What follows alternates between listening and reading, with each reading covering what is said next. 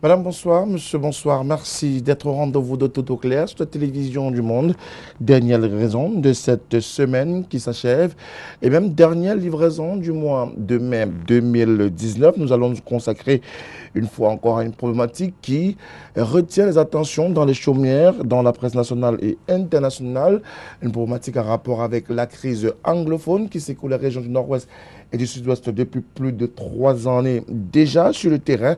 Les activités ou du moins les actions se poursuivent pour ramener la sérénité. Et parmi ces actions, cette main tendue du gouvernement de la République pour permettre à ce qu'un dialogue inclusif soit mené sur le terrain. Mais pourtant, sur le terrain diplomatique, des questions ont été soulevées, notamment par le ministre des Affaires étrangères de la France, Jean-Yves Le Drian, qui condamnait le gouvernement de la République, du moins, qui interpellait aussi le régime de Yaoundé à la mise en liberté du président national du MRC, le professeur Maurice Kamto. Dans la même foulée, ce gouvernement de la République qui était tapé sur les doigts par la France à travers le ministre des Affaires étrangères se voyait être mis sur le pilori à raison de l'absence d'action menée sur le terrain véritablement pour résoudre la crise qui secoue les régions du nord-ouest et du sud-ouest du Cameroun.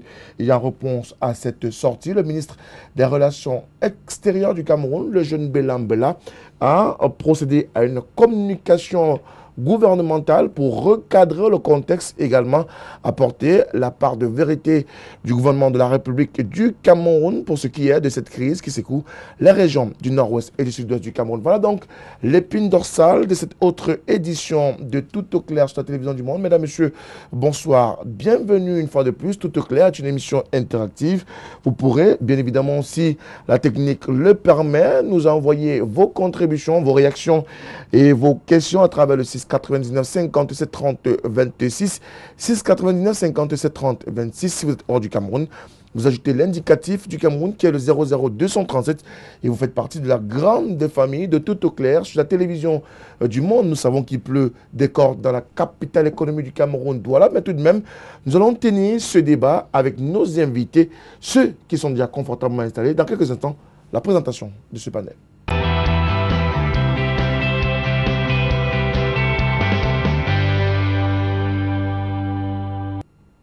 Panel, l'âge éclectique, du moins, on le voulait ainsi.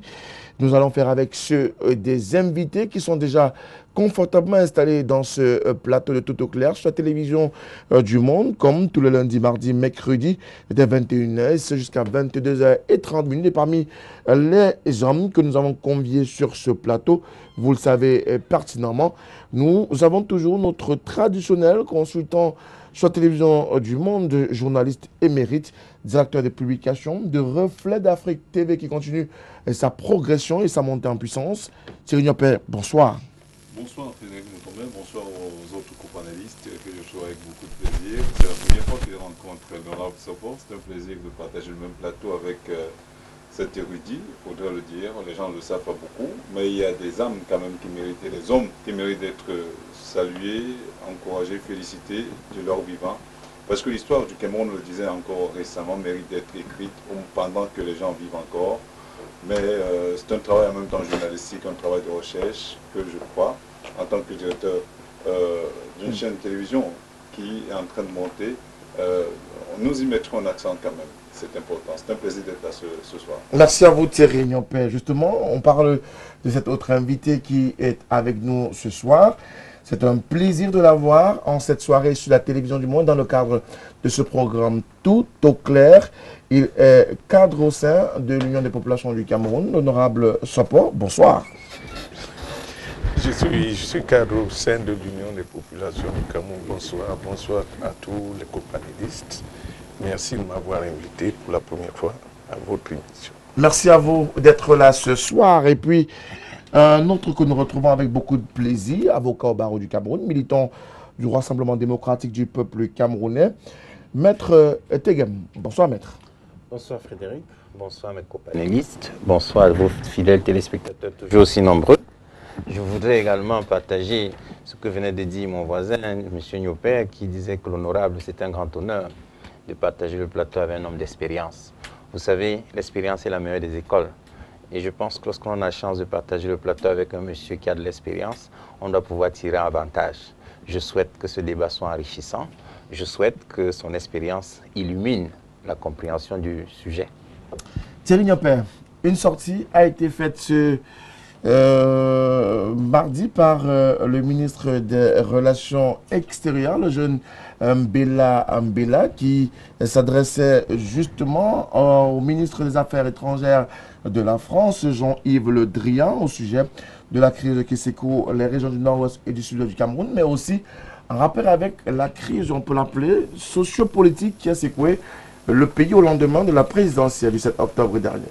Non, vous avez dit qu'il répondait au ministre Jean-Yves Le Drian, je ne pense pas. Vous savez, c'est le ministre des Relations étrangères du côté de la France. Il ne répondait pas à ce dernier, mais il s'est quand même permis, parce que la situation, le contexte déroulait, il s'est permis de réunir les représentants des corps diplomatiques des pays accrédités au Cameroun pour leur donner la position officielle du Cameroun, notamment celle du chef de l'État sur la situation du Cameroun. Il a d'ailleurs profité de cette occasion pour réaffirmer le fait que le Cameroun reste et demeure un pays libre et indépendant. Donc, le Cameroun, bien sûr, est contre toute ingérence étrangère. Et il en a profité d'ailleurs pour présenter la situation telle que l'on la vit sur le terrain, mais également parler du rôle des forces de maintien de l'ordre sur le terrain qui continuent à veiller à ce que les populations qui continuent à veiller sur la protection des personnes et leurs biens. Je crois que c'était une rencontre qui était attendue, c'était une rencontre qui était même sollicitée. Je crois qu'il y a eu beaucoup de choses qui ont été dites. Je crois qu'on reviendra certainement sur les différents aspects tout à l'heure, mais la précision valait la peine. Il ne répondait pas au ministre des Affaires étrangères de la France. Il donnait clairement la position, même comme on a cru, on peut analyser, on peut comprendre cela parce que cela fait suite à cette sortie-là. Mais une fois de plus, je crois que le plus important étant, c'était de souligner la place et la position du Cameroun sur, tout ce qui a trait à l'actualité autour de cette situation. Vous avez écouté la sortie du Parlement européen, vous avez écouté la sortie du Congrès américain, du Sénat américain sur la situation au Cameroun, mais également sur l'incarcération du professeur Maurice Kamto, le leader du MRC, du Mouvement pour la Renaissance du Cameroun, ainsi que ses partisans. Je crois que cette sortie était attendue, elle était assez enrichissante aussi. Honorable Sopo, une sortie attendue. Est-ce qu'elle était opportune, la sortie du ministre des Relations extérieures, même si Thierry Niopé semble ne pas vouloir évoquer la question? Le ministre des Affaires étrangères de la France a opéré une sortie dans laquelle il fustigeait de manière claire et précise la position du Cameroun dans la résolution de la crise anglophone, mais également dans ce qu'il a considéré comme étant des privations ou alors des violations graves des libertés individuelles et collectives. Vous savez, il y a des moments où le silence s'apparente à autre chose qu'à la sagesse. Et là, ce n'est pas la première fois que le ministre français des Relations industrielles, des Affaires étrangères nous titille. Ce n'est pas la première fois. La sortie de notre ministre des Relations extérieures était opportune. Il fallait que le Cameroun se prononce. Parce que depuis cette fameuse réunion qu'il y a eu au Conseil de sécurité de l'ONU, vous savez que beaucoup de personnes ont beaucoup parlé et beaucoup de choses se sont dites. Jusque-là, le Cameroun n'a pas répondu. Il n'y a eu que le ministre Sadi qui a essayé de faire une mise au point pour dire aux gens que ce n'était vraiment pas une réunion du Conseil de sécurité. Mais là, il fallait que la voix du Cameroun se fasse entendre énergiquement et de la bouche de celui-là même à qui nous avons confié la gestion de nos relations avec les autres. Donc, je crois que sa sortie remet les choses au clair, surtout après ce qu'on a remarqué, la descente du Premier ministre, tout ce brouhaha qui s'est fait autour de cette descente pour, encore une fois, noircir le Cameroun. Il fallait que le ministre des Affaires étrangères réponde, parce que c'est lui qui a la responsabilité de la gestion de nos affaires extérieures. Alors, les affaires extérieures, le Cameroun mis en mal par ses multiples sorties au lendemain de cette réunion informelle du Conseil de sécurité des Nations Unies, mais aussi au lendemain de la venue au Cameroun de Michelle Bachelet en charge des droits de l'homme aux Nations Unies. On doit pouvoir dire que finalement le Cameroun s'est prononcé, mais est-ce que le Cameroun a été suffisamment clair et précis autour de tout ce qui a été dit, tout ce qui est fait comme récrimination contre le pays de Paul Biya? Écoutez, moi je pense que lorsque vous voulez examiner la situation, il faut la prendre dans son entièreté et prendre les choses au début avant d'aboutir au résultat qui a été proposé ou alors à la sortie du ministère des Relations extérieures.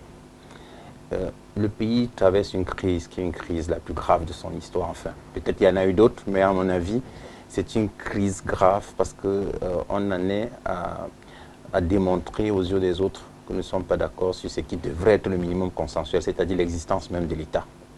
Lorsque certains parmi nous en viennent à demander à partir, ils demandent la sécession, c'est suffisamment grave. Et je pense que la République est en train de chercher à trouver des solutions à ce problème camerouno-camerounais. Lorsque vous avez affaire à une bataille contre les étrangers, c'est différent. Mais nous sommes entre nous. C'est très très difficile. Alors, quand vous avez Mme Mogherini qui commence, ensuite vous avez Taïbo Nagui qui continue, vous avez le Parlement européen, vous avez finalement l'ARIA, vous avez aujourd'hui le ministre des Relations extérieures français. Moi, je pense que du fait que les gens qui prennent la chose de loin peuvent avoir une vision un peu qui n'est pas totalement proche de la réalité, il était de bon ton que le ministre en charge des relations avec les autres fasse une sortie pour repréciser et indiquer ce que les autorités camerounaises souhaitent. Parce que dans sa sortie, il a clairement indiqué ce que les autorités camerounaises souhaitent. D'abord, la résolution de la crise qui est la priorité. Il a réitéré l'option choisie par le gouvernement du dialogue, que l'on observe depuis le début de la crise. Et il a rappelé un certain nombre de fondamentaux en précisant que nous ne sommes pas en inimitié avec les autres. Nous sommes un État souverain, mais nous voulons que les autres viennent, mais pour nous accompagner. Il a mis en exergue l'ensemble des mesures qui ont été mises en route, si vous voulez, par le gouvernement de la République, notamment M. le Président de la République et certains membres du gouvernement. Tout ce qui a été mis en place, il a rappelé. Il a rappelé, parce que quand on dit donner, il a rappelé le rôle de l'armée sur le terrain, qui est sécurisé et non militarisé. Donc, il a fait un certain nombre de rappels pour indiquer aux diplomates qu'en réalité, ce n'est pas un conflit qui nécessite une mise en route d'une machine venant de l'extérieur pour régler un problème camerouno-camerounais et que, d'après lui, nous sommes capables de pouvoir régler entre nous. Alors, justement, pour avoir toutes les informations autour de cette question et de cette sortie, je propose cette réaction de le jeune Mbela Mbela, le ministre des Relations extérieures, lors de cette communication à l'endroit des membres du corps diplomatique accrédités au Cameroun. Toujours sur cette question, certains disent que le gouvernement camerounais a opté pour la solution militaire afin de résoudre ce problème. Je voudrais dire ici que cela est loin de la vérité. L'armée du Cameroun a entrepris de restaurer l'ordre, d'assurer la préservation de l'intégrité territoriale et d'assurer la protection des personnes et des biens. Les forces de défense et de sécurité camerounaises ont été mobilisées et déployées sur le terrain. Elles s'acquittent de leur mission dans le strict respect du droit international. Dans leur mission de sécurisation des régions en proie aux crises, les éléments des forces de l'ordre et de sécurité ont toujours fait preuve, comme nous l'avons toujours souligné, preuve de professionnalisme en dépit des actes d'agression et de provocation devant des armées séparatistes. En outre, au cas où il existe des situations de violations avérées des droits de l'homme dans le secteur, des sanctions sont prises à l'encontre des contrevenants. Le gouvernement s'assure régulièrement de ce qu'il n'y ait pas ce genre d'exactions à l'encontre des populations. L'on ne saurait par conséquent imputer à notre armée des actes de destruction d'édifices publics, d'enlèvement ou d'assassinat de paisibles citoyens. Ces exactions sont le fait de mouvements dont je venais de parler plus haut, qui ont saisi l'occasion des revendications sociales pour mettre en œuvre un projet pernicieux visant à porter atteinte à l'intégrité territoriale du Cameroun et au renversement des institutions républicaines. En outre, le gouvernement a mis en place une structure chargée de gérer la situation humanitaire et une autre pour promouvoir la démobilisation, le désarmement et la réintégration. Toutes ces mesures, je peux vous confirmer ici qu'elles commencent à porter d'importants fruits. Par ailleurs, l'armée camerounaise n'est sur le terrain que pour protéger les populations et leurs biens contre les terroristes sécessionnistes et accomplir son devoir régalien de protection des populations et de l'intégrité territoriale du pays. Le gouvernement marque son étonnement par rapport aux prétendues dénonciations de violations des droits humains imputées aux forces de défense et de sécurité dans le cadre de cette crise. Je m'en voudrais de ne pas rappeler que le Cameroun, respectueux de ses engagements conventionnels, a signé et ratifié 12 des 13 principaux traités, conventions et protocoles facultatifs relatifs aux droits humains.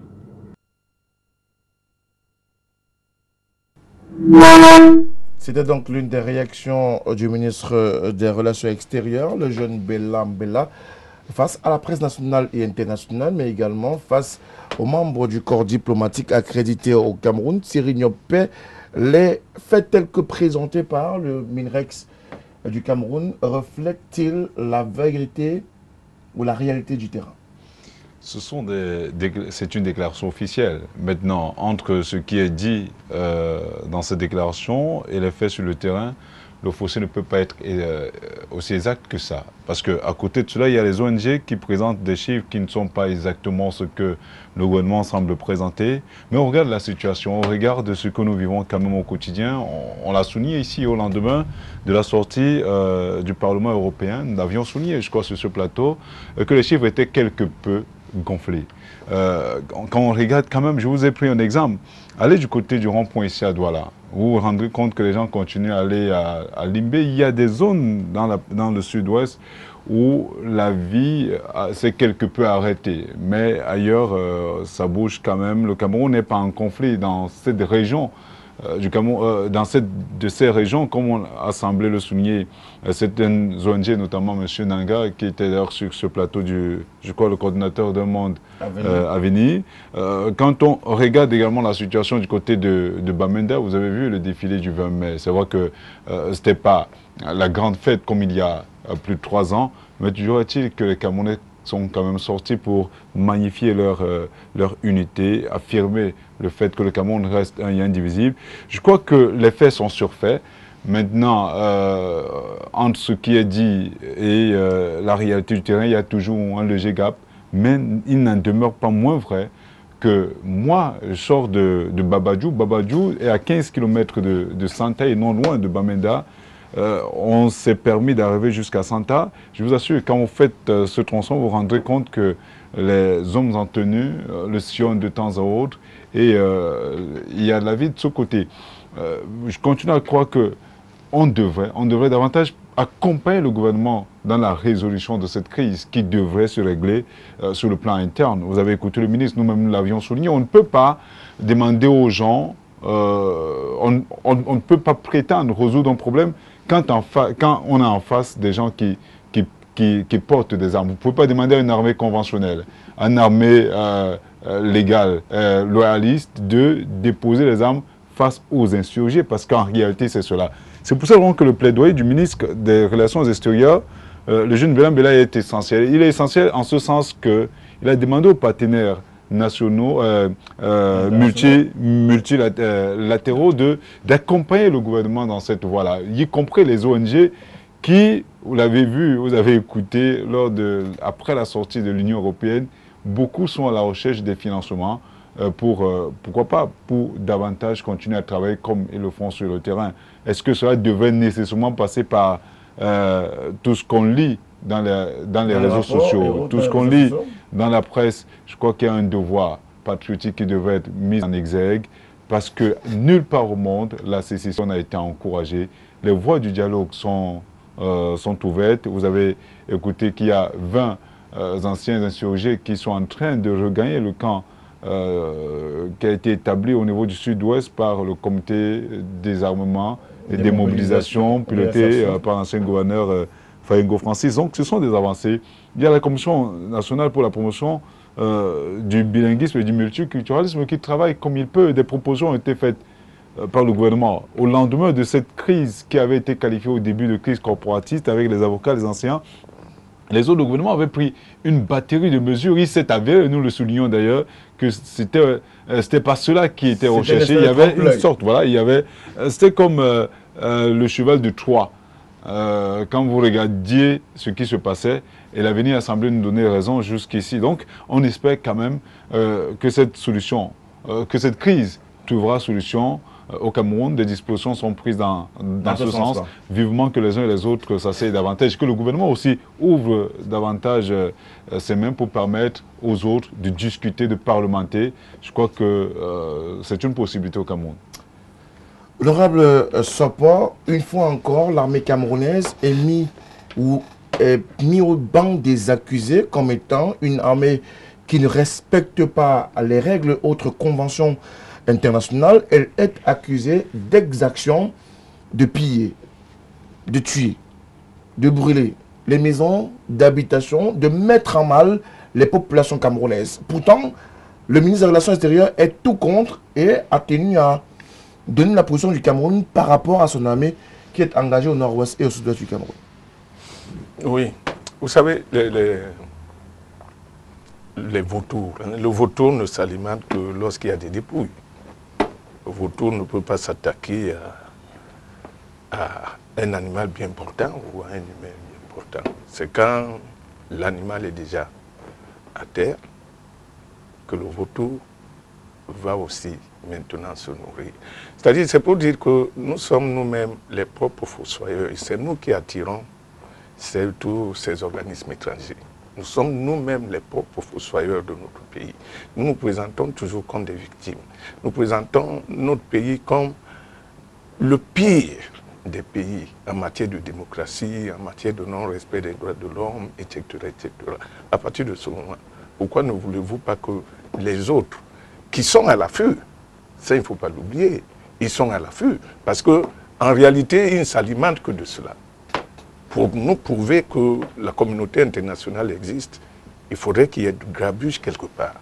Et ils sont là pour créer ce grabuge. À partir du moment où vous-même alors, vous leur permettez de venir, je ne vois pas pourquoi nous nous inquiéterions. Parce que ce que vient de dire mon petit frère Nyopé a tout son sens. Nous savons qu'on ne peut pas opposer une armée régulière à des bandes armées. Mais nous ici, nous disons, oui, il faut effectivement le dialogue. Et nous prenons notre armée, qui est régulière, qui est là pour la défense de la nation. C'est ça le rôle de l'armée. Nous la prenons et nous la mettons sur le même piédestal que des bandes armées. C'est vrai, en temps de guerre, c'est vrai qu'il y a le droit international qui définit certaines règles, mais en temps de guerre, quelle est la règle que l'on peut observer? On le constate partout où il y a eu des guerres, des atrocités, comme on dit, le non-respect, peut-être, de droit de ne pas tirer sur un ennemi, hein, mais qui vient de tuer votre frère, votre compatriote qui est à côté, il est couché, et vous le voyez en face, on vous dit, non, attention, il ne faut pas utiliser votre arme. Bon, donc, est-ce que psychologiquement, on peut en vouloir à quelqu'un qui voit que son compatriote est couché, l'ennemi qui a tiré sur lui est en face, et qu'on lui demande de ne pas tirer? Est-ce qu'on peut lui en vouloir si ce monsieur réagit? Et la guerre que nous avons là-bas, parce que c'est une guerre, mais elle est asymétrique. Il peut arriver, nous qui avons vécu dans ce pays quand il y avait encore des troubles, ici, notre quartier, vous savez que c'est là qu'il y avait le domino, c'était un champ de bataille. Là où il y a Ecotex aujourd'hui, ceux qui vendent des pains c'était le domino, la boîte de nuit qui était gérée par les Blancs et fréquentée par les Blancs. Donc lorsqu'en 1959, l'UPC attaque, c'est d'abord par le domino et puis la frégate par la suite. Nous avons vu, l'UPC attaque là-bas au domino, mais nous étions ici à côté de Badi. Il y a toute une razzia de ce côté pour rechercher les UPCistes. Alors, est-ce qu'on peut dire que c'était une action qui n'avait pas de sens? Non, lorsqu'une armée arrive, il y a guerre quelque part, c'est difficile de contrôler certains mouvements. Donc les gens doivent comprendre que notre armée, nous n'avons pas besoin de la salir, parce qu'elle est là pour la défense de la nation. Et vous comprenez donc pourquoi, de plus en plus, il faut que le Cameroun s'exprime. Parce que si nous laissons passer de telles choses, ça voudra tout simplement dire que nous-mêmes aussi, nous sommes complices. Nous avons des compatriotes qui sont contents lorsqu'on noircit le Cameroun. Nous avons des compatriotes qui veulent qu'une armée étrangère entre dans ce pays pour libérer je ne sais qui. Bon, donc vous voyez qu'il faut de temps en temps taper du poing sur la table pour rappeler que nous sommes un pays souverain. Nous sommes un pays souverain et que nous ne sommes pas encore au stade de cette dépouille qui attire les vautours. Dans le nord-ouest, le sud du Cameroun, l'armée a été déployée. On se souvient, certains partis politiques de l'opposition, notamment le SDF, avaient demandé la démilitarisation de ces deux zones qui avaient été occupées par les militaires. Mais est-ce que les militaires font essentiellement le rôle qui est le leur, à savoir sécuriser les populations et leurs biens? Est-ce que les militaires ne vont pas un peu dans la logique d'attaquer ces rebelles qui occupent des positions qui sont des positions qu'on doit reconnaître à la nation camerounaise? Moi, je sais que l'armée camerounaise est une armée républicaine, c'est-à-dire une armée qui a un minimum de formation. Il est d'ailleurs important de rendre un vibrant hommage à ces personnes qui travaillent jour et nuit pour que notre pays demeure indivisible. C'est un grand honneur pour eux de servir leur pays, c'est un grand honneur pour eux de défendre notre intégrité territoriale.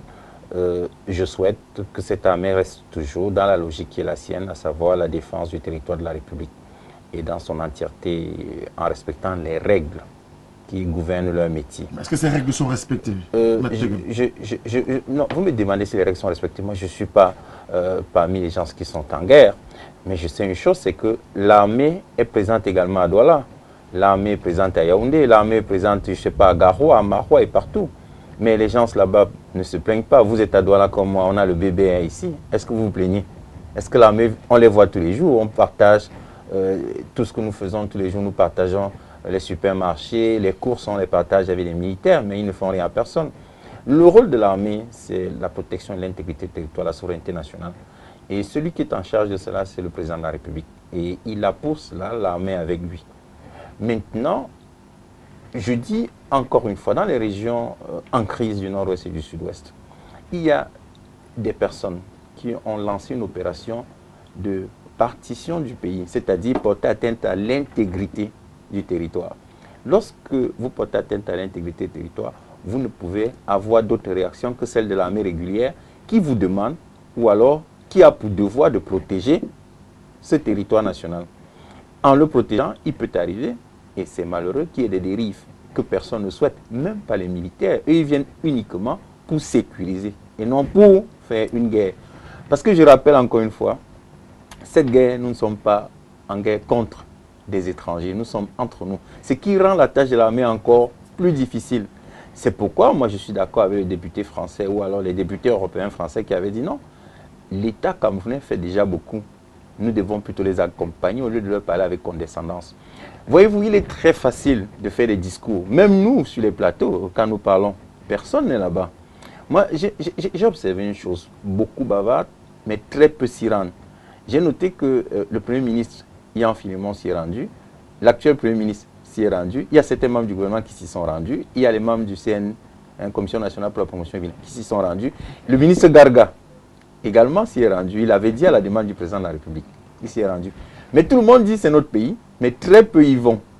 Les gens ont fait des campagnes. Il y a même eu des campagnes électorales au Cameroun ou très peu de candidats. Je n'en connais même pas un qui soit élu, sauf peut-être mon grand frère formateur, M. le bâtonnier Akere, que j'ai vu sur la moto à Manfé. Donc, je ne sais pas si beaucoup parlent et peuvent s'y rendre.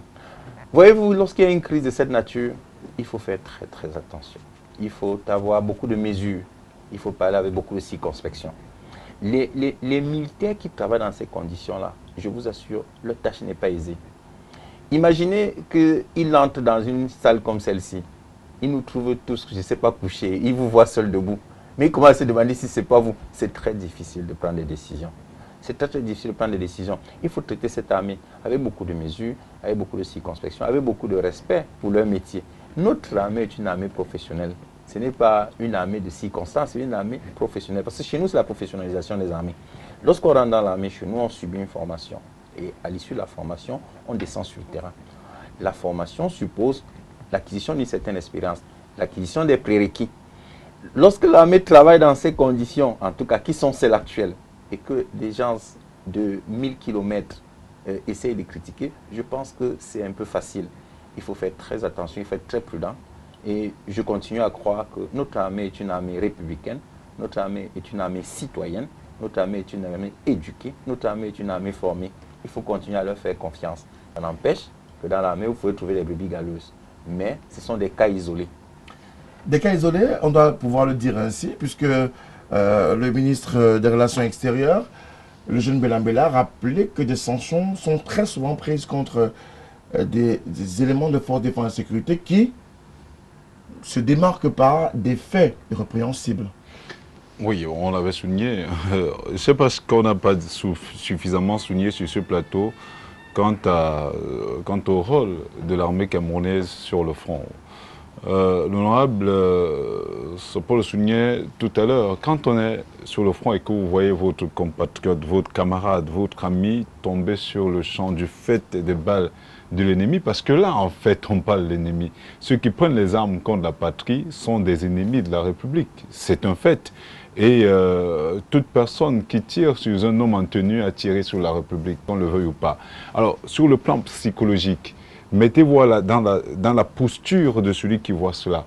On a beau lui dire, ne tirez pas sur votre compatriote, il est Camerounais, mais parfois la nature humaine peut prendre le dessus. Et c'est pour cette raison que toutes les personnes, tous les combattants qui rentrent parfois des fronts, que ce soit dans des pays suffisamment industrialisés, notamment aux États-Unis et les autres, vous avez suivi ce qui s'est passé avec tous ceux qui sont rentrés la guerre du Golfe. Il y a toujours des recyclages, il y a toujours une prise en charge psychologique pour resocialiser ces personnes-là. Parce que quand on est au front, il y a des atrocités terribles qu'on ne montre pas toujours. Est-ce que cela peut justifier cela justifie justement le fait de ce que nous voyons sur le terrain. Aujourd'hui, avec la société de l'information, avec le open data, où tout est ouvert au monde, il y a des images parfois qui vous font tressaillir. Rappelez-vous quand Boko Haram attaquait les populations du septentrional, vous voyez la violence des images au point où à un moment donné on s'est dit mais non quand même, on ne peut pas aller jusqu'à ce niveau. Alors, ceux qui diffusaient ces images-là, d'une manière ou d'une autre, faisaient la propagande de cette secte négationniste Boko Haram. C'est pour cette raison qu'il y a eu une sorte de prise de conscience collective au point où beaucoup ont décidé de ne plus le faire. Vous avez vu, il y a eu un engagement citoyen avec les comités de vigilance. Aujourd'hui, on vit quand même bon an, mal an de ce côté. C'est la même chose que nous demandons justement au niveau du sud-ouest et du nord-ouest. Il y a certains compatriotes qui, pour quelque raison que ce soit, ont pris des armes. Mais on a toujours prôné, même sur ce plateau, la voie du dialogue. Le Philémon Yan s'est engagé dans cette voie. Il n'est peut-être pas allé aussi loin. Vous avez vu Joseph John, le chef, le type Joseph John Dégoûté sur le terrain, le Premier ministre, porter la flamme de la réconciliation, la colombe de paix. Et je crois quand même qu'il a rencontré même des gens qui étaient moins réceptifs jusque-là. Je crois que ce sont des initiatives quand même qui méritent d'être soutenues, d'être encouragées, d'être accompagnées, que de continuer à tirer à boulet rouge sur cette armée, sur ces gens qui pèdent, qui sacrifient leur vie pour sauver les nôtres, qu'on le veuille ou pas. C'est une réalité, c'est un fait. Quand je regarde jeune soldat de la garde présidentielle, le bâton dans la bouche, la tête coupée, les membres sectionnés, jetés dans la rue. Je lui rappelle qu'on a beau se retenir, mais on ne peut pas retenir, on ne peut pas se permettre de contenir ses larmes face à ce type d'atrocité. Quand vous voyez l'enfant, le nourrisson qui a été tué, on accuse l'armée camerounaise, alors que tout le monde a vu l'entaille. Si vous regardez bien l'image de cet enfant, vous verrez que l'entaille, une balle ne fait pas d'entaille. Une balle, ça explose. Donc il y a quand même beaucoup d'incohérences comme cela qui nous permettent souvent de nous dire, mais vivant, que les uns et les autres prennent conscience, parce que le Cameroun ne sera pas construit par d'autres personnes. Ceux que vous voyez marcher sur les bas de le Macadam à Paris ne sont pas aussi camerounais que nous. Moi, je vous le dirais, beaucoup ont la double nationalité, beaucoup ont eu cette double nationalité en mentant justement sur le cas du Cameroun. On en a parlé sur le cas de la double nationalité ici. Beaucoup mentent. Mais nous sommes quand même pour que la loi sur la nationalité de 68 soit quelque peu dépoussiérée, parce qu'en réalité, ça fait quand même beaucoup. Moi, j'ai par exemple 3 enfants français, mais ils ne peuvent pas donner effectivement du leur au Cameroun parce qu'ils ont la nationalité française. Pourtant, ce sont des binationaux parce que leurs parents sont camerounais. Ils ont la nationalité française grâce à leur naissance et grâce à leur cursus académique sur place. Donc, on prêche pour ce genre de discours. Mais il ne faudrait pas que les gens continuent à noircir le Cameroun sous le prétexte que le Cameroun est le dernier pays au monde. Quand vous regardez la Turquie, vous croyez que les libertés individuelles et collectives sont mieux protégées en Turquie qu'au Cameroun? Mais regardez ce qui s'est passé il y a quelques heures en France, quand le président Macron a pris la décision de d'annuler le permis de construction d'une école turque à Paris. Immédiatement, je crois que le président Erdogan a pris une décision similaire en ordonnant la fermeture de 70 écoles françaises. Immédiatement, le président français s'est rebuffé, il a changé sa décision. Pourquoi on croit que l'Afrique est nécessairement la poubelle? Non, il est possible de s'autogérer et je crois que le Cameroun est en train de s'inscrire dans cette logique. Le Cameroun est en train de s'inscrire dans cette logique, mais davantage. Honorable Sopor, Maître Teghem nous a rappelé sur ce plateau que le Cameroun a une armée professionnelle, mais une armée qui, malheureusement, a fait l'objet de nombreuses récriminations sur le plan international, pas sur le plan national. On se souvient encore que le 20 mai de chaque année, c'est l'armée davantage qui est saluée pour la qualité de ses hommes, la qualité de son matériel et même sa volonté dans ce qu'on a appelé armée-nation. Est-ce que cette logique, ce slogan d'armée-nation se retrouve dans ce qu'on vit dans le nord-ouest, le sud-ouest du Cameroun? Oui, en passant, le président John Fundi a demandé la démilitarisation. Mais si on l'avait fait, il n'aurait pas tenu son congrès. Le SDF n'aurait pas tenu son congrès. Puisque le congrès s'est tenu parce que justement, il y avait la présence de cette armée qui a assuré la protection de ses invités et de ses membres. Donc vous voyez, lorsque on ne peut pas, d'un côté, avoir besoin d'une armée, de l'armée, et de l'autre côté, disent, pour des objectifs que nous ignorons, non, il faut démilitariser la zone. Et je vous rappelle qu'Ayoub Tabé vient de le rappeler, qu'il faut démilitariser la zone. Donc, vous voyez une coïncidence de propos tels que... Et d'opinion tels que cela, on s'interroge. Notre armée, que moi j'ai vu défiler, je parle de Douala. Jusqu'à Yaoundé, je n'ai vu que des images, mais je parle de Douala. Tout le monde qui a assisté à ce défilé a été d'accord. Notre armée est une armée nationale qui reflète effectivement les idéaux de paix, de travail et patriotique de notre pays. Tout le monde a vu notre armée ici à Douala.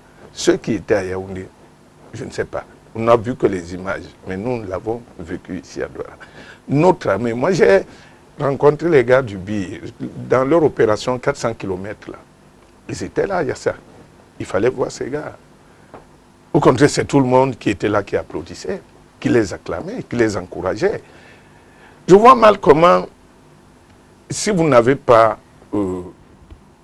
cet esprit patriotique-là, c'était cet amour pour vos concitoyens. Parce qu'effectivement, mon petit frère Nyopé l'a rappelé, mais c'est parce qu'eux, ils se battent dans le sud-ouest, dans le nord-ouest, à l'extrême nord. Que nous, ici, nous avons l'impression qu'il n'y a rien. Nous vivons à l'aise. Nous vivons à l'aise. Douala est à quelques encablures de ces régions. Donc vous voyez que si notre armée ne nous assurait pas cette protection, nous ici à Douala, nous serions inquiétés. Donc, une armée telle que celle-là, qui n'a que des professionnels, ça, on ne cessera de le dire. Le BIR, aujourd'hui, dans toute l'Afrique subsaharienne, est classé comme la première armée. Le BIR. Et nous, nous sommes les premiers à dire, non, ce sont des sanguinaires, on vous présente un bébé, et les gens se contentent de dire, non, ce sont les militaires qui ont tué le bébé, un bébé de 4 mois quand même. Un bébé de 4 mois. C'est comme une poupée qui est jetée là, inoffensive. Et vous venez donc, vous criblez la poupée de balles. Mais il faut être insensé. Après vous, on voit des entailles. La gorge, je crois que la tête a même été tranchée et essayé de coller pour les besoins de la démonstration. Hein. Donc, vous comprenez que lorsqu'on a en face des fossoyeurs tels que ceux-là, lorsqu'on a en face des sans-droits tels que ceux qui ont pris des armes, on ne peut pas dire que vous êtes en face des citoyens camerounais qu'il faut respecter. Parce que ceux-là ne respectent pas le citoyen camerounais. Vous savez, je me rappelle, lorsqu'il y avait eu un premier ministre, un ancien premier ministre juif, qui a été assassiné par un petit juif. Les juifs avaient crié que pour la première fois, un juif a tué un autre juif. Et nous voyons que des Camerounais se permettent de gorger d'autres Camerounais et nous applaudissons en disant allez au dialogue avec ceux-là qui ont pris des armes qu'on ne connaît même pas, dont on ne connaît même pas l'origine en réalité. Parce que ce sont des bandes qu'aujourd'hui, même ceux qui se réclament de la sécession ne contrôlent plus. Ceux-là même, ils ne contrôlent plus ces gens-là. Donc on vous dit allez au dialogue, demandez-leur de venir. Je veux bien. Mais je crois que les partisans du dialogue, peut-être ce sera l'un de votre deuxième thème, peut-être ce sera votre deuxième thème, mais les partisans du dialogue, je crois qu'ils ont eu une réponse par ce que Ayoub Tabé a encore déclaré. Alors, les uns, certains membres de la classe politique ont demandé que à la fois les militaires et les sécessionnistes déposent les armes. Ce cas de figure peut-il permettre de pouvoir avancer dans la résolution de la crise, ou alors on n'est pas dans la configuration selon laquelle on peut se demander à une armée régulière de déposer les armes? J'ai déjà eu l'occasion de réagir dessus. Je dois quand même faire observer une chose. Beaucoup de gens font des discours et je pense qu'il y a très peu de solutions vraiment concrètes. Je vais dire une chose. Le gouvernement de la République, dès le début de la crise, a mis en place des structures de dialogue. Parce que moi, je suis toujours très embêté quand j'entends parler du dialogue. Le dialogue a toujours été l'option choisie par le gouvernement. Et non l'option militaire. Le dialogue, pas l'option militaire. Le gouvernement n'a jamais choisi l'option militaire. Si l'armée s'y est rendue, c'est parce qu'à un moment, il était nécessaire de sécurité ou de protéger l'intégrité du territoire. De sécuriser ou protéger l'intégrité du territoire. Dès que la crise a commencé avec les enseignants, il y a des structures qui ont été mises en place. Il y a des réunions qui se sont tenues à Bamenda. Des membres du gouvernement s'y sont rendus. Le gouvernement a même missionné certains ministres en Afrique du Sud, aux États-Unis et à Londres. Si vous vous souvenez au début de la crise, pour essayer de négocier avec ceux qui y étaient, pour causer avec eux, essayer de trouver des solutions. Le gouvernement a libéré certaines personnes qui avaient été arrêtées. Le gouvernement a mis en place la Commission nationale pour la promotion du bilinguisme multiculturel. Le gouvernement a mis en place le CNDDR. Le gouvernement a encore libéré 269 personnes. Le gouvernement, tous les jours, pose des actes. Si ceux qui prennent le dialogue veulent qu'il y ait dialogue, mais le CNDDR est là. C'est-à-dire, si quelqu'un veut se démobiliser, il n'a qu'à aller au CNDDR. Je ne sais pas pourquoi c'est si compliqué que cela, alors que il y a des structures qui sont mises en place. Il y a des instances qui sont mises en place pour favoriser la coopération, pour favoriser le dialogue. Si les gens veulent être démobilisés, il y a une structure qui est le CNDDR.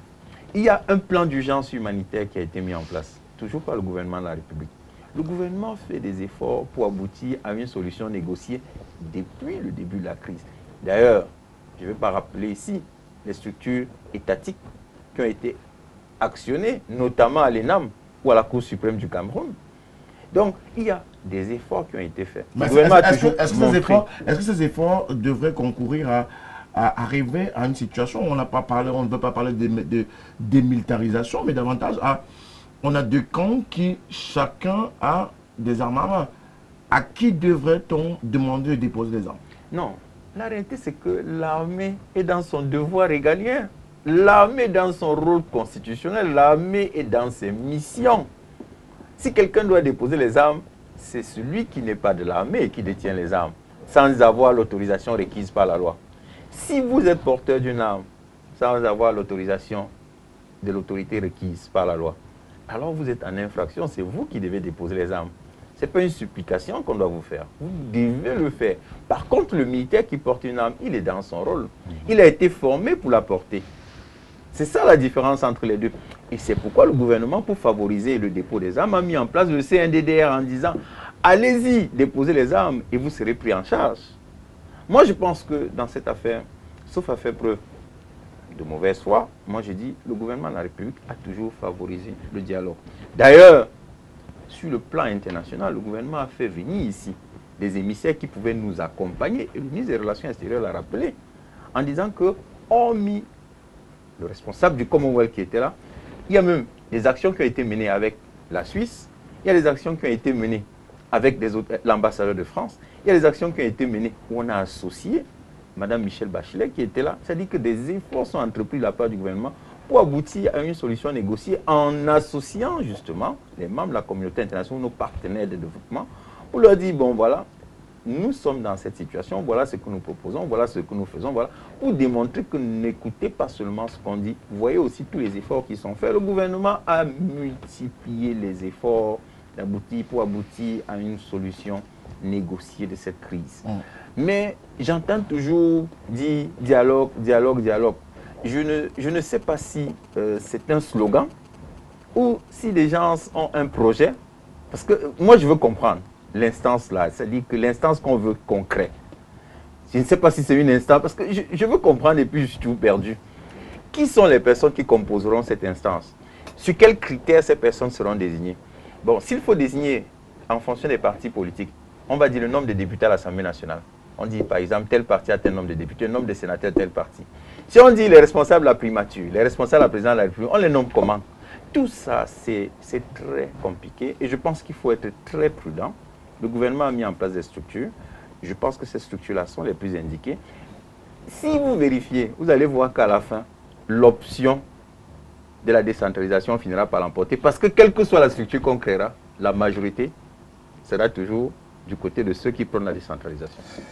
Voilà, pour ce qui est de la première partie de cette édition de Tout au clair sur la télévision du monde, on va ouvrir le volet de la deuxième partie qui s'intéresse davantage à cette ingérence des pays étrangers et on va une fois encore écouter ou suivre avec beaucoup d'attention une réaction du ministre des Relations extérieures, le jeune Belambela. Mais avant, je propose ces quelques réactions des téléspectateurs à la maison. Bonsoir, je suis votre émission depuis le début. Merci beaucoup pour tout ce que vous faites.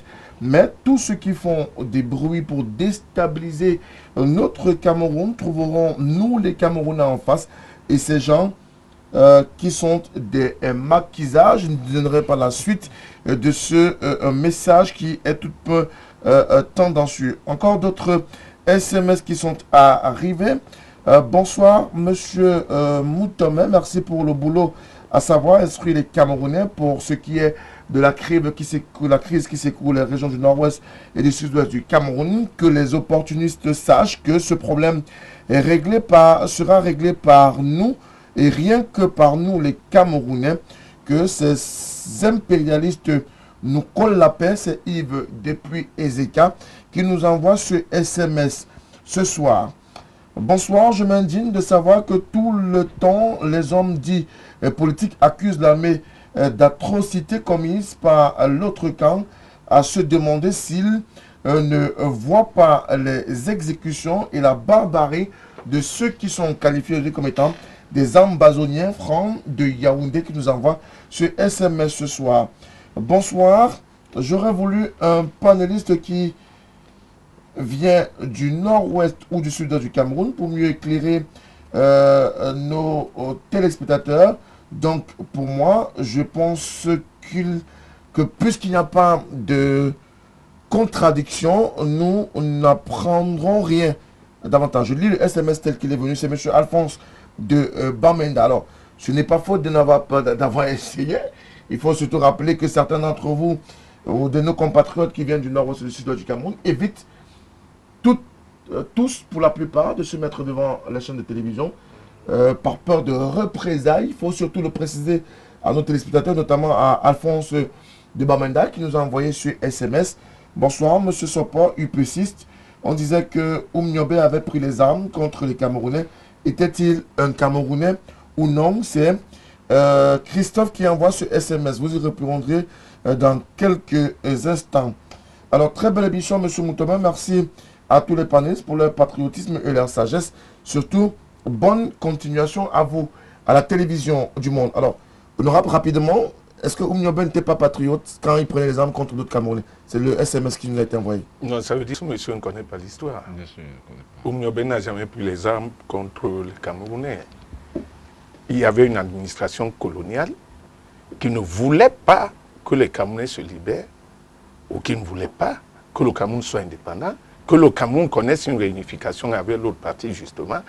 Et c'est contre les colons que les UPCistes, pas seulement Oumniobé, que les UPCistes ont pris les armes. Ce n'était pas contre les Camerounais. Donc ça veut dire qu'on est mal d'histoire. Et en même temps, il était contre l'utilisation de la force armée. Hein. De la force armée. Mais Ça, comme c'était effectivement, il n'avait pas nécessairement, il était secrétaire général, mais il n'avait pas nécessairement les coudées franches pour gérer un certain nombre de choses. Il y avait des camps. La démocratie n'a pas commencé sur le président Biya. Voilà. Alors, voilà des précisions qui sont apportées à ces téléspectateurs. Il faut davantage maîtriser l'histoire du Cameroun et l'honorable Sopor et les autres sur le plateau vous ont apporté quelques éléments. Alors, on va prendre ce deuxième extrait de le jeune Bella Mbella. Il s'est intéressé à cette situation d'ingérence et il dit que le Cameroun se prononce de manière négative à toute ingérence qui vienne de l'étranger. Le gouvernement est bien en place et il travaille dans ce sens, sous la très haute impulsion du chef de l'État. Le président de la République est fermement aux commandes, comme il l'a toujours été. Le Cameroun est donc bien gouverné. La paix y règne. Les uns et les autres circulent librement. Les associations exercent leurs activités et leurs droits d'expression. Les médias sont libres, peut-être d'aucuns diront trop libres. Les missions diplomatiques que vous êtes et consulaires, les organisations internationales exercent normalement leurs activités en toute quiétude. Bref, le Cameroun est debout et assume pleinement ses engagements et responsabilités vis-à-vis de ses populations et au sein de la communauté internationale. Le Cameroun s'est donné un président. Il n'appartient à aucun pays dans le monde de pouvoir donner un président au Cameroun. Le Cameroun a ses institutions. Il n'appartient à aucun pays dans le monde, qui que ce soit, de nous donner des institutions qui ne sont pas les nôtres. Nos institutions tiennent compte de nos réalités. Le Cameroun n'a jamais eu pour ambition d'aller donner ou d'aller installer des institutions dans le pays, dans le monde. Nous ne nous ingérons pas dans les affaires intérieures des États. Nous tenons à souligner ici, une fois de plus, pour ceux qui ne l'ont pas encore compris, que le Cameroun reste un État de droit, un État indépendant et un État qui est jaloux de sa souveraineté. C'était une déclaration qui reflète la position du gouvernement et qui se termine par la détermination du Cameroun de n'accepter aucune ingérence dans ses affaires intérieures. Beaucoup manifestent des manœuvres pour traîner le Cameroun au Conseil de sécurité, parler de l'ingérence humanitaire. Nous suivons ces problèmes. Le Cameroun a tous les moyens, toutes les capacités et tous les atouts pour résoudre cette crise. Ce n'est pas la première crise que nous connaissons. On en a connu d'autres avant. Voilà. Le jeune Belambela, une fois de plus, le ministre des Relations extérieures du Cameroun, face à la presse nationale et internationale, mais également face à ses diplomates, ses membres du corps diplomatique accrédités au Cameroun, Thierry Niopé, fermeté et rigueur dans les propos du ministre des Relations extérieures? Mais diplomatique en même temps. Il faut, à un moment donné, dire la vérité au camp d'en face. Si vous avez remarqué, l'ambassadeur de France et celui des États-Unis n'y étaient pas, ils se sont fait représenter. Ce sont, à mon sens, des absents. L'ambassadeur de France est arrivé en fin de séjour. Ce n'est pas une raison suffisante, parce que vous savez comment fonctionnent les usages diplomatiques dans ce cas-là. Je continue à croire que quand vous regardez effectivement ce qui s'est passé, ce ne sont pas des absences anodines. Beaucoup ont semblé oublier cela, mais quand on questionne l'actualité, on regarde les différentes sorties des uns et des autres. Quand vous regardez du côté des États-Unis, vous vous rappelez des sorties de Tibor Nagui, avant sa réception au Palais de l'Unité, pendant sa réception, c'était tout un autre discours. Après, ça a été tout un autre discours. Et quand vous avez écouté ce qui s'est passé aux Nations Unies, vous vous rendez compte qu'en réalité, ce sont les États-Unis qui actionnent pour que le dossier du Cameroun soit davantage posé sur la table des Nations Unies, en espérant, pourquoi pas, aboutir à la mise en branle de ce que nous appelons vulgairement de manière triviale les casques bleus. Mais il faut dire que pour ceux des Camerounais qui ne le savent pas, la communauté internationale, pour ce qui est notamment le volet sécuritaire, l'envoi des troupes, n'a jamais aidé un quelconque pays à se rétablir, bien au contraire. Regardez ce qui se passe en Centrafrique. Heureusement qu'avec les efforts du professeur Touadéra, la situation est quelque peu revient progressivement à la normale, mais ce n'est pas chose facile. Voilà un pays qui n'avait même pas une radio véritablement nationale. Imaginez alors pour ce qui est d'une chaîne de télévision. À croire que des micro-entrepreneurs peuvent faire mieux qu'un État, je ne pense pas. C'est simplement parce que les conditions ne le permettaient pas. Dieu merci, aujourd'hui, ce pays est en train de se remettre de l'encerclement dans lequel il était. Et c'est dans cet enfermement, en même temps qu'on veut plonger le Cameroun. Ils ont tout intérêt à ce que le Cameroun aille à volo. Mais remarquez que le sous-sol de notre pays est formidablement riche. Et cela intéresse les autres. Au-delà de ce que notre pétrole n'est pas suffisamment utilisé, remarquez qu'au niveau de l'Afrique centrale, quand on parle de récession économique, au-delà de la manne pétrolière qu'a eu la Guinée équatoriale, au-delà des apports du Gabon, au-delà du micro-État, bon, c'est vrai que les gens me taperaient certainement sur les doigts, mais quand vous regardez la présence du Cameroun même sur le plan économique, le Cameroun ne se porte pas si mal que ça. Donc, ces gens ne sont pas toujours d'accord et ils veulent bien déstabiliser le Cameroun parce qu'en déstabilisant le Cameroun, il est clair qu'on déstabilise l'Afrique centrale, voire plus. Quand on parlait ici de la crise au Maghreb, en déstabilisant l'Algérie qui est comme le dernier bastion, il est clair que le Maghreb tombe. Donc, ces gens, en termes de géopolitique, de géostratégie, mettent tout en œuvre pour que le régime de Yaoundé vacille d'une manière ou d'une autre. Mais comme on le voit, tel un réseau, il plie mais ne rompt pas. Et le ministre des Relations extérieures a tenu à le dire avec fermeté. Il a été 7 diplomates, mais il l'a dit avec fermeté. Et heureusement, il était accompagné dans cette sortie du ministre de la Communication, M. Emmanuel René Sadi, diplomate également.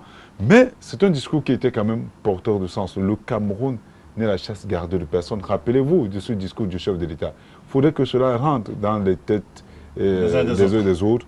Tant que les uns et les autres ne le comprennent pas, ils actionneront davantage. Et les ONG sont financées justement à coût de millions pour noircir davantage. Quand vous écoutez, quand vous lisez les rapports d'International Crisis, je crois, et les autres Transparency International, vous vous rendez compte que En réalité, vous qui êtes au Cameroun, parfois vous demandez si c'est dans le même Cameroun que nous vivons. Donc, vivement que des dispositions soient davantage prises par le gouvernement en place pour que la paix et la stabilité demeurent ces acquis qui ont toujours été défendus par le chef d'État. Honorable Sopor, le Cameroun est-il la chasse gardée de quelqu'un ou pas?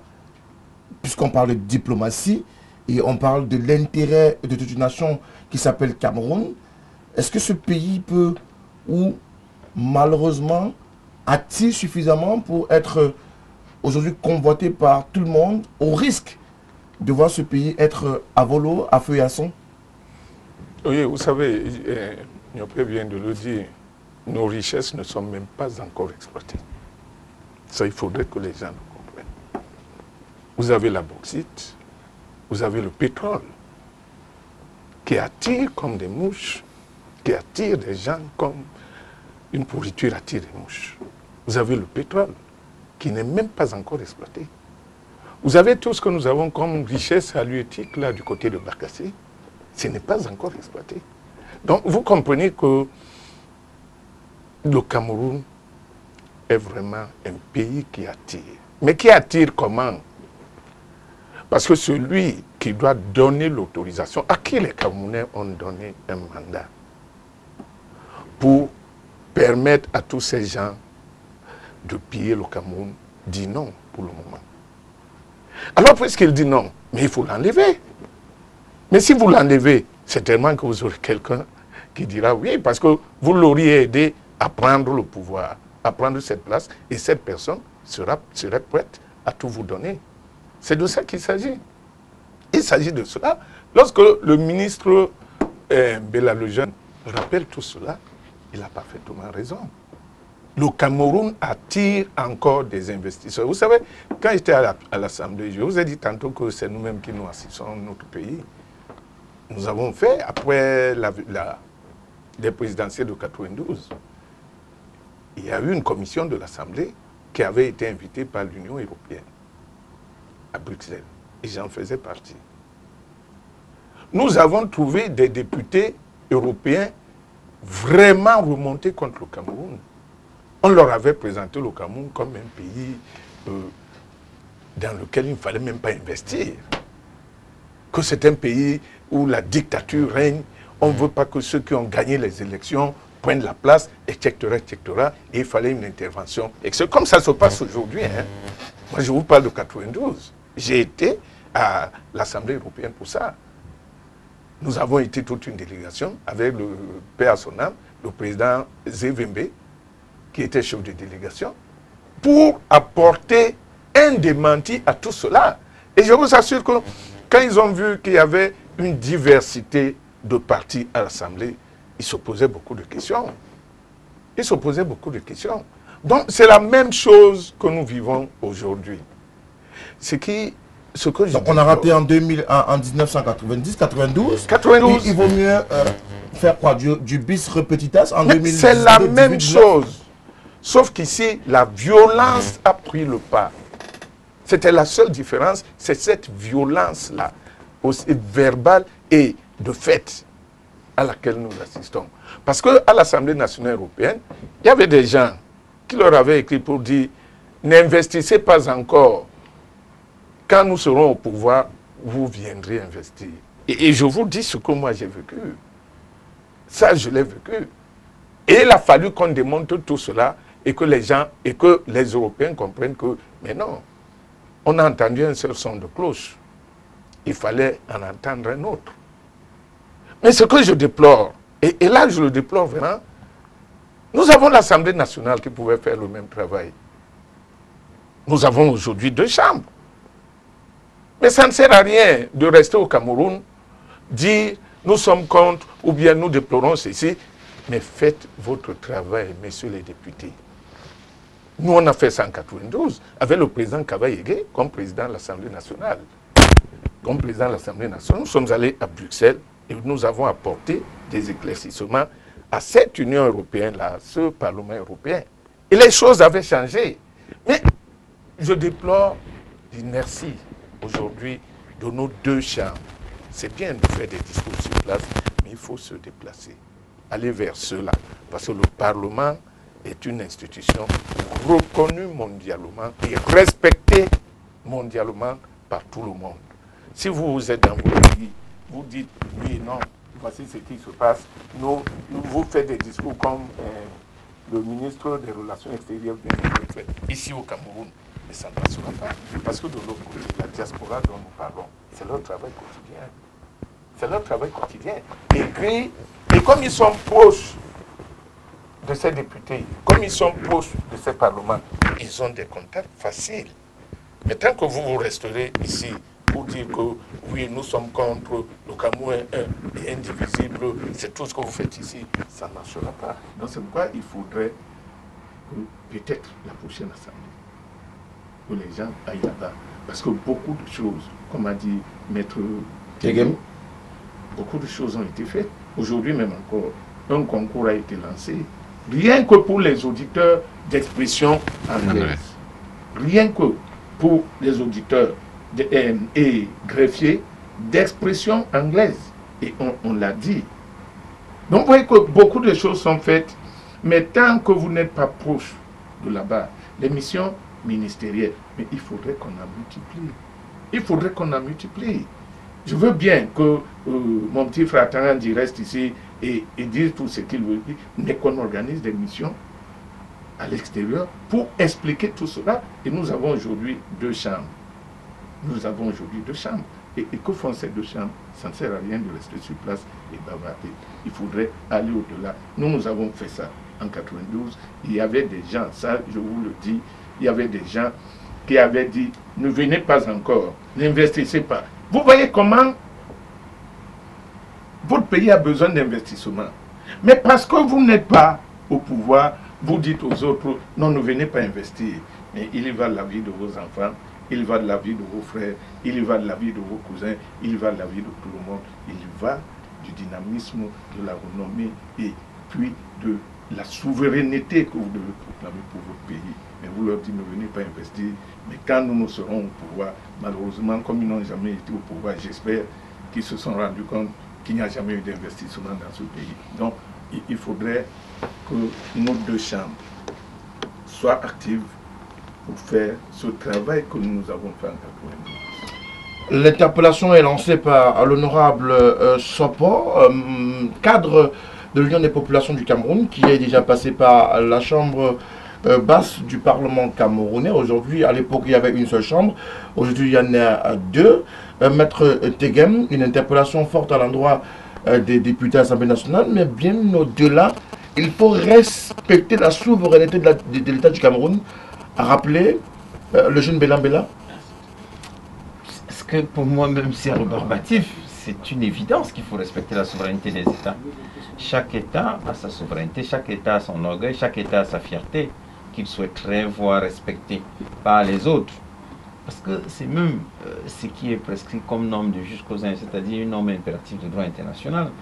Elle n'est contestée par personne. Et pour revenir à ce que disait l'honorable, moi je pense que quand le Parlement européen a fait sa sortie, la dernière sortie, elle était déjà en bout de parcours, puisque il me semble qu'il y a une semaine seulement, même pas une semaine, qu'il y a des élections européennes en Europe. Jeudi, vendredi, samedi, dimanche. Donc c'est peut-être pour cela qu'on n'a pas dépêché une mission, mais je sais que le gouvernement de la République y travaille, puisque ceux qui étaient là en 92 sont encore pratiquement là aujourd'hui. Et il y a des crânes d'œufs qui réfléchissent, qui cherchent des solutions. Si le ministre a réagi tel qu'il l'a fait, c'est parce qu'on réfléchit, on essaie de dire, bon, peut-être faut-il organiser une campagne pour informer les autres, rappeler ce qui est su, mais on dit la répétition est la mère des écoles. Je voulais également embrayer sur un sujet que je veux toujours évoquer, qui me préoccupe beaucoup. Oui. Je note que lorsqu'on interroge la plupart de nos frères de culture anglophone, ils se plaignent toujours. Bon, comme disait l'honorable tout à l'heure, des efforts ont été faits de la part du gouvernement de la République, notamment avec les auditeurs de justice d'expression anglaise, les greffiers d'expression anglaise et tout ce qui a été fait. Mais je n'entends rien qui a été fait de l'autre côté. Parce que dans un effort de construction... Sachant que la querelle est partie des revendications corporatistes. Voilà. Bon, elle est partie des revendications corporatistes. Des efforts ont été faits pour résoudre ces revendications corporatistes. Les actes uniformes ont été traduits, tout. Mais de l'autre côté, je n'entends pas qu'en contrepartie, on a aussi fait un effort, même dans le sens du CNDD, sauf ces jours-ci où on parle de 20 personnes. Enfin, on dit que les échos sont, si vous voulez, sont un peu favorables. Mais depuis que les efforts sont faits d'un seul côté, de l'autre côté, je n'entends rien. Sinon, les exactions qui se multiplient, les têtes des soldats qui sont coupées et déposées sur la chaussée, des gens de culture francophone qui vont travailler, qui se font, si vous voulez, assassiner par quelques individus. Il y a des choses, moi je veux comprendre pourquoi les efforts doivent être faits seulement d'un côté et pas de l'autre. On estime que le gouvernement ne fait pas assez. Nonobstant tout ce qui a été fait, j'aurais aussi souhaité qu'on dise que, bon, nonobstant tout ce qui a été fait, les sécessionnistes aussi ont fait un effort dans ce sens-ci pour améliorer les conditions du dialogue ou améliorer les conditions de la coopération, de la collaboration entre nous. Je note que le gouvernement fait des efforts seul et de l'autre côté, il n'y a pas un effort visible, un effort, si vous voulez, substantiel. Depuis que la crise a commencé, si vous en connaissez un qui a été fait de ce côté-là, si vous pouvez me le dire, parce que moi je veux comprendre pourquoi c'est exclusivement de la part du gouvernement qu'on attend des efforts. Des torts étaient reprochés à ce gouvernement. D'insuffisant. Ça peut aussi être compréhensible vu de ce côté-là. Oui, des torts ont été faits. Des torts, des tentatives de réparation des torts ont été entreprises. Qu'est-ce que de l'autre côté on a aussi fait pour améliorer le climat que le gouvernement, ou alors le climat de confiance que le gouvernement est en train de vouloir restaurer? Il faut aussi que l'on dise de l'autre côté que voilà, tel effort a été fourni. Les efforts, lorsqu'il y a une crise, doivent être partagés. Lorsque le gouvernement fait des efforts, de l'autre côté aussi, on doit faire un effort de collaboration. J'aurais bien voulu qu'on nous dise que, bon voilà, il y a un groupe de ceux qui se proclament sécessionnistes, que jusqu'à aujourd'hui je ne parviens pas à identifier, qui souhaitent rencontrer les autorités gouvernementales. Bon, on va vous dire la All Anglophone Conference, mais moi je ne sais pas. Moi je sais qu'au Cameroun, les réunions publiques sont libres. S'ils peuvent tenir une réunion et assurer leur sécurité, qu'ils la tiennent. Et ils assurent leur sécurité puisque la loi dit qu'elles sont libres. À charge pour les organisateurs d'assurer leur sécurité. Donc, s'ils peuvent la faire et assurer leur sécurité, qu'ils la fassent. Et qu'ils nous disent que, bon, voici les résolutions que nous avons adoptées. Moi, ce que je veux comprendre, c'est qu'est-ce qui se passe dans les esprits de ceux qui revendiquent? Qu'est-ce qu'ils recherchent effectivement? La partition du pays, bon, nous ne sommes pas prêts à l'accepter. Le pays veut rester un et indivisible. Vous voulez qu'on reste un et indivisible pour que nous venions avec vous, nous qui demandons la sécession. Voici ce qu'il y a lieu de faire. Nous, on n'entend rien de ce côté. Bien, nous avons demandé que vous fassiez ceci. Vous n'avez même pas fait rien du tout. On sait seulement que du soir au matin, ville morte. Du jour au lendemain, les élèves ne vont pas aller à l'école. Du jour au lendemain, les têtes sont coupées. Moi, je veux comprendre exactement ce qu'on demande à la fin. La partition du Cameroun, ce n'est pas possible. Puisque même la communauté internationale rappelle toujours que la partition du Cameroun n'est pas à l'ordre du jour. Je dis, même ceux à qui le ministre Bella s'adressait, disent toujours que la partition du Cameroun n'est pas à l'ordre du jour. Moi, je suis très content que le ministre rappelle la souveraineté. Je suis également content qu'il dise que, dans son discours, que dans sa communication, que si les gens veulent venir nous accompagner, nous sommes prêts à les accueillir. Si les gens veulent venir coopérer, nous sommes prêts à discuter avec eux. Si les gens veulent venir chez nous, s'informer à bonne source, pour répondre justement à la préoccupation de l'honorable de tout à l'heure, pour dire qu'il y a des gens qui diffusent des informations inexactes à l'étranger. Et pour avoir l'information exacte, il me semble qu'il serait important que des gens qui sont à l'étranger se déplacent pour venir sur place. Comme l'a fait Michel Bachelet. Michel Bachelet, comme le fait même l'ambassadeur de Suisse, qui a bien un travail, rencontre les autorités tous les jours pour dire, bon, chez nous en Suisse, on a tel type de difficultés. Nous allons vous accompagner. L'ambassadeur de France également a fait des démarches. Nous souhaitons que les gens viennent, mais pour nous accompagner.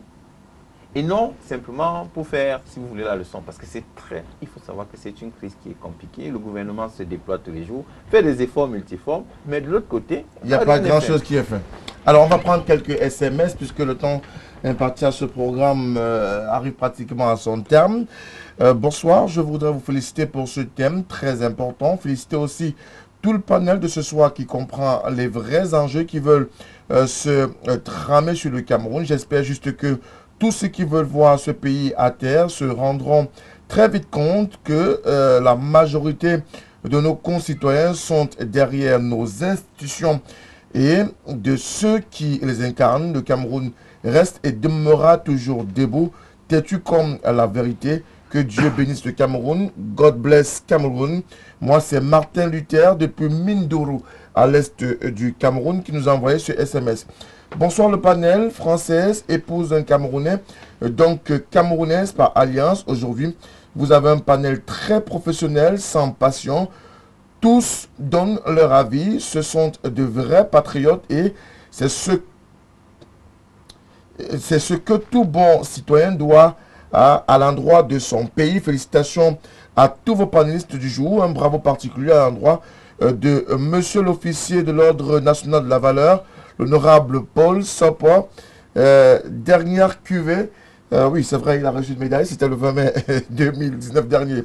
Alors, un autre SMS. Malheureusement, ce SMS a été effacé. D'autres SMS. Bonsoir à vous en studio.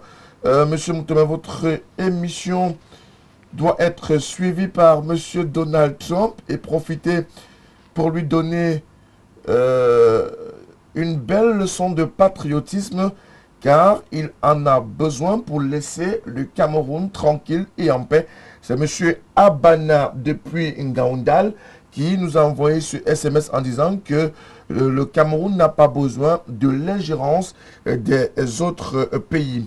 Bonsoir, le plateau. Nous devons savoir que le Cameroun est un et indivisible, mais s'il y a des problèmes, il vaut mieux discuter entre frères pour trouver des solutions, mais des radicaux ne doivent pas être conviés à la table de la discussion ou de la négociation.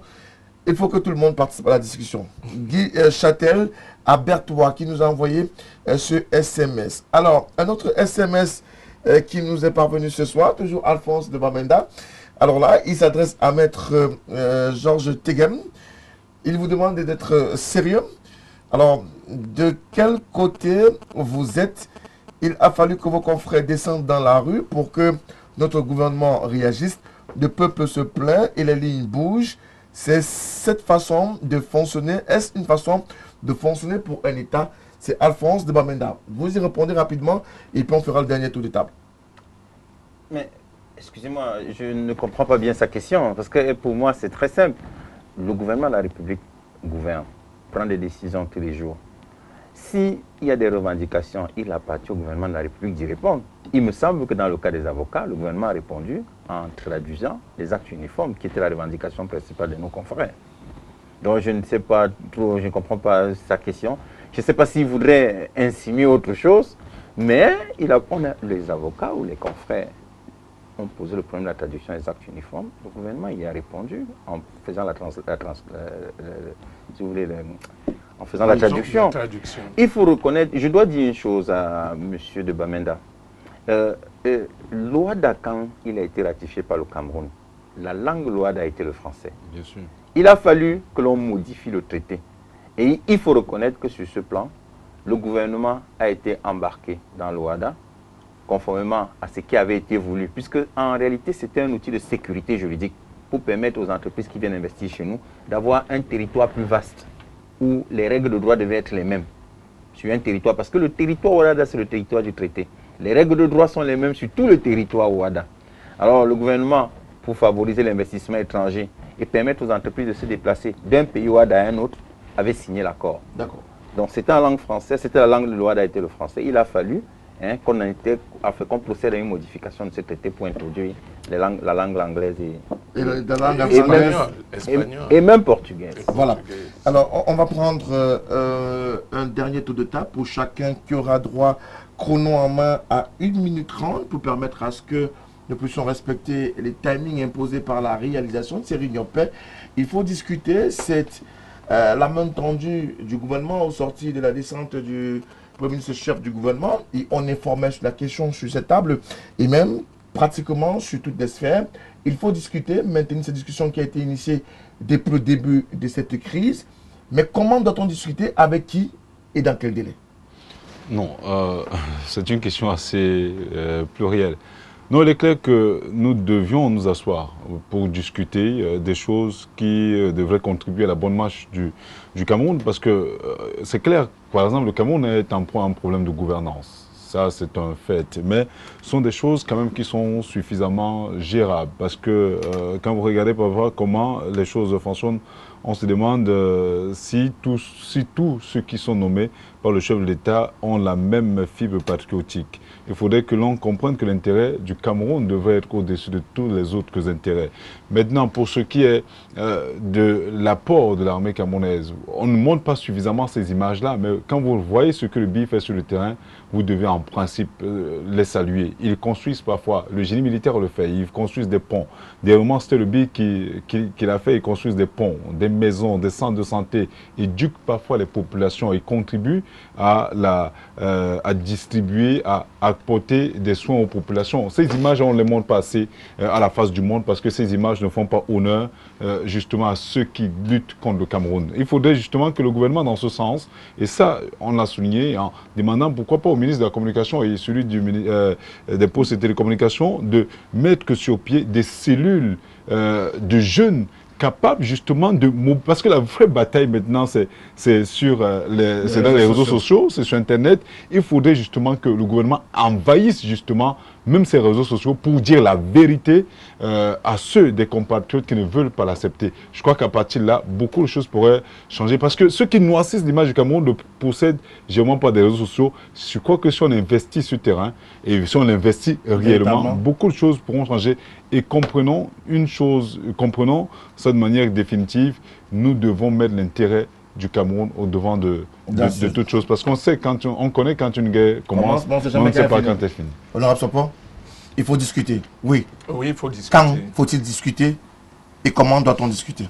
Non, le délai ici n'est pas important. C'est-à-dire l'essentiel est qu'on discute, qu'il y ait quand même cette discussion. Mais moi, je vais vous dire, parce qu'au début, nous disions avec qui? Et lorsque nous voyons la sortie d'Ayoub-Tabé, que certains ont proposé en disant, mais il est déjà à côté, il faut discuter avec lui. Lorsque nous voyons sa sortie, nous l'analysons un peu, nous nous rendons compte qu'il ne veut pas de dialogue. Ayoub-Tabé ne veut pas discuter. Comment est-ce qu'il peut demander de démilitariser alors effectivement cette zone-là? De chasser de cette zone tous les fonctionnaires qui ne sont pas anglophones? Comment peut-il le demander? Hein? Vous vous rendez compte de chasser tous les fonctionnaires qui ne sont pas anglophones, du moins qui ne sont pas de culture anglophone, de faire sortir tous les militaires qui sont dans cette zone, les policiers, etc. Alors, vous pensez que... Et il faut aller discuter ailleurs, dans un pays neutre, soit l'Éthiopie, soit les États-Unis, ou alors la Suisse. Mais pensez-vous que ce monsieur peut valablement représenter ce que nous appelons les anglophones? Je crois qu'il s'est disqualifié de lui-même. Et s'il y a discussion, le temps nous importe peu, pourvu qu'il y ait discussion. Alors maintenant, il y a autre chose. Est-ce que la discussion ne portera que sur le problème de ces deux régions-là? Si la discussion ne porte que sur le problème de ces deux régions, moi je dis, ça ne sert à rien de vouloir discuter. Parce que les problèmes qu'ils ont là-bas, tout le monde les a. Ce sont les mêmes problèmes que nous avons ici dans le littoral. Quand je regarde le Mbam, ce sont les mêmes problèmes que connaît le Mbam. Je ne sais pas si vous avez déjà pris les routes du Mbam.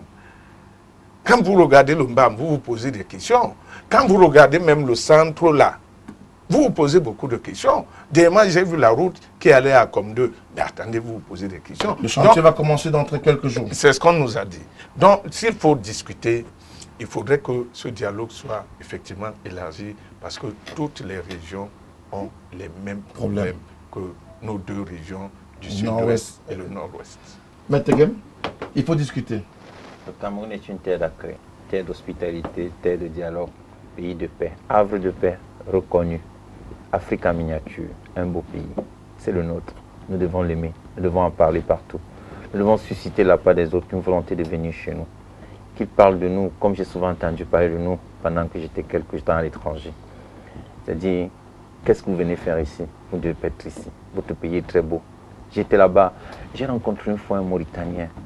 Il dit, mais tu es camerounais, qu'est-ce que tu fais ici? En Europe. J'ai dit non, je suis là parce que... Il dit non, votre pays est merveilleux. Je n'avais plus d'argent, c'est pourquoi j'ai dû partir. Et il me dit, mon frère, il dit c'est un pays où tout le monde, mon frère, Il dit au Cameroun, tout le monde c'est mon frère, tout le monde c'est ma soeur. Et ce sont des vérités camerounaises, c'est comme ça que nous avons toujours vécu. Voilà l'image que nous devons renvoyer. Voilà l'image que nous devons donner à ceux qui veulent faire la leçon. J'espère pour eux que nous serons toujours forts, que nous continuerons à être un pays fort, une nation forte, un pays debout. Et je souhaite, pour terminer, que vous les journalistes, les associations, les organisations socio-professionnelles, les partis politiques, tous les intervenants de la société donnent cette image de notre pays en rappelant à chacun d'entre nous que nous sommes un pays fort, nous sommes un pays uni. Et quel que soit ce qui va arriver, nous serons toujours forts pour nous défendre, pour rester debout et défendre notre intégrité territoriale.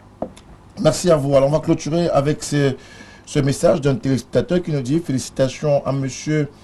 Tegem, M. Nyopé et l'honorable Paul-Alphonse Sopa pour les brillants avis apportés dans le cadre de cette émission de Tout au clair ce soir. Et le téléspectateur nous dit que c'est l'une des meilleures émissions autour de la crise anglophone jamais diffusée en prime time sur une télévision camerounaise. Merci à ce téléspectateur. Nous espérons avoir apporté beaucoup dans le cadre de ce débat sur cette crise anglophone qui continue de faire des ravages dans le nord-ouest et le sud-ouest du Cameroun et qui cristallise l'opinion nationale et même internationale. Il faut surtout le dire, les exactions se poursuivent dans ces deux régions, mais davantage, les uns les autres sont unanimes sur la question. Nous devons nous mettre ensemble, Camerounais de tous les bords, du nord et du sud, de l'est à l'ouest, pour regarder tous dans la même direction et apporter tous de manière coordonnée des solutions ou des propositions de solutions pour une sorte de crise dans le nord-ouest et le sud-ouest du pays. Mesdames et messieurs, c'est sur ce que nous mettons un terme à ce programme ce soir. Merci Thierry Nyopé une fois encore d'être venu. Maître Teguin, merci. Honorable, merci et on espère vous retrouver très prochainement. Mesdames et messieurs, à vous à la maison qui nous avez envoyé des SMS, merci infiniment de continuer à nous regarder tous les soirs, lundi, mardi, mercredi sur la télévision du Monde. Merci également à nos équipes techniques fortement déployées pour la cause, à la direction générale qui continue à nous faire confiance. Bonne continuation sur les antennes de la télévision du Monde. Bonsoir.